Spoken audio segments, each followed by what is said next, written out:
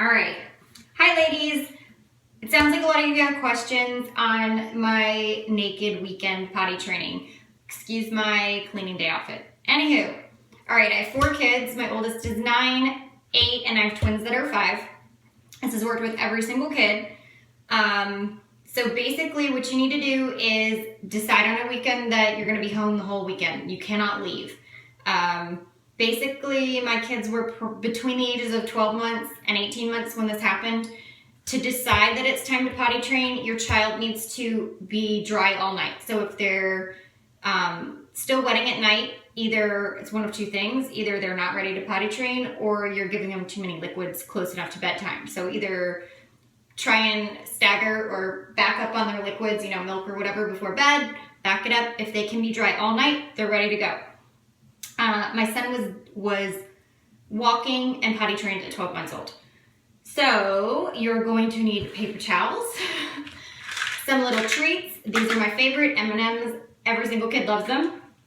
And then I don't still have them because my girls are 5.5. But we had IKEA potties. They're $5-10 a piece. I bought about 3 of them. So I'm here in my half bath, my powder, my downstairs area for potty training time. I had one in the kitchen. I had one in the living room, and I had one in this bathroom next to the main toilet. Sometimes we had 2.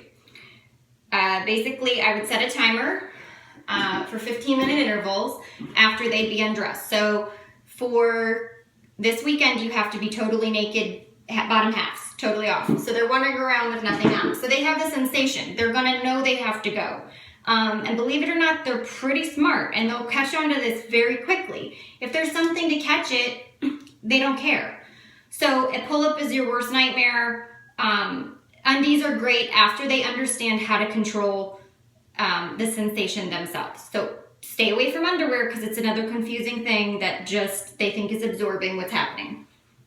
I would start at a 15-minute interval on your timer, and every 15 minutes, tell them it's time to go to the potty.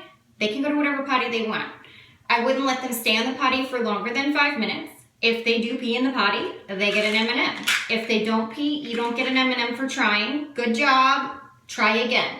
Now in that 15 minutes, if they don't pee, I would try again in 5 minutes because they're not going to hold it that long the first time.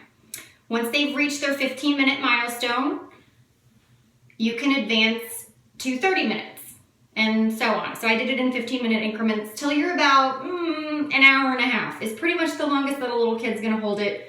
And you're going to be confident. You're going to still be checking every 2 hours, every hour and a half with them after they've potty trained to make sure that they're going, and you still have to remind them.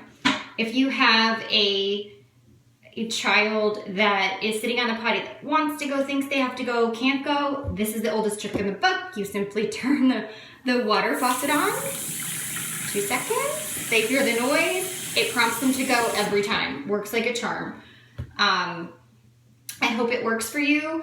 It does take a dedicated weekend. You'll be going crazy. You will have occasional little spills, but I guarantee after 1 or 2, it'll be good. They'll be going to the potty. And even if they're halfway there, you're not going to have a disaster like you think you will. But the key is to keep them with nothing on and no interruptions where they're in their space where they can use that bathroom whenever they need to for a solid good 48-hour period. And that should do the trick. I hope it works for you. It's worked for all 4 of my kids. And my mother is actually the one that gave me the method. So good luck.